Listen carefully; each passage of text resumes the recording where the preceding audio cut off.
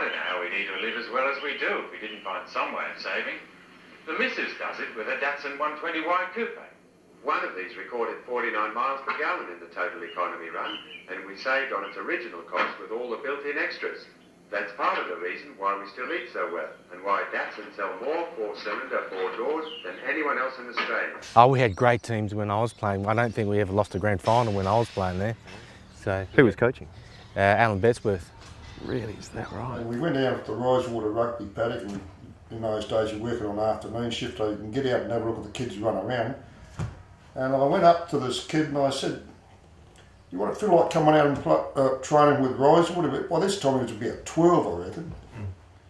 And he said, "Yeah." He said, "My brother plays for your mob," and his brother was Rick. And I was not knowing who it was then. I said, "Yeah, you come out." I said, "I think you'll do all right." Well, he played in 4 premiership sides. Then he went over to the under-17s and he played under-17 grand final. Then he played all those years for Port Adelaide. Good coach. What was his secret?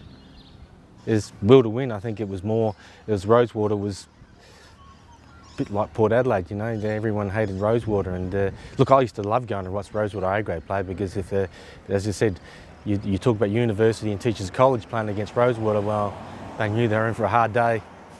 Played there in the under-14s for a couple of years under Malcolm Maiden, pretty successful. We won a couple of flags, I think. We had a pretty good rivalry with Riverside, so it was almost alternating premierships.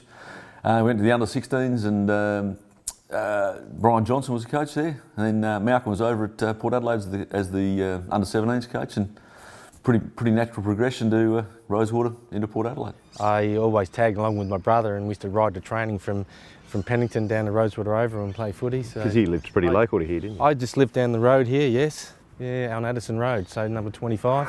Carey, big point back, trying to centre the ball, does it well. Buttering bundle out of the way. Abernethy, using the run of Delaney. Quick hand pass finds Kinnear. Port Adelaide looking better as they go into attack in this time-on period for the third term. Well, they set there's a mark. Taken by short tuck forward. What was expected of a Rosewater footballer? I think you just win every game as much as you can. I think the mix of just the good and the bad. You know, there were some great players and there was some hard-nosed guys, you know, too, that just didn't mind dishing a bit out. So I must say the ethos is pretty much set through from the coaches. When you're in the under-14s or under-16s, you don't have a real lot to do with the seniors, but the coaches we had were all about the right things. You know, Malcolm Maiden, he was a terrific guy as he went on to the under-17s at Port Adelaide. Same with Brian Johnson. It was about doing the right thing. It was about team. It was about working hard. It was about your mates. You know, all the stuff that's important in a team environment, in a footy club. And I'd like to think a lot of that when you got to Port Adelaide was pretty much you knew about it anyway. You probably got an extra dose of it from the guys there and the success that Port Adelaide had. But no problem at Rosewater coming through that. We're here to play footy. It's we're here to win and we're here to do the right thing.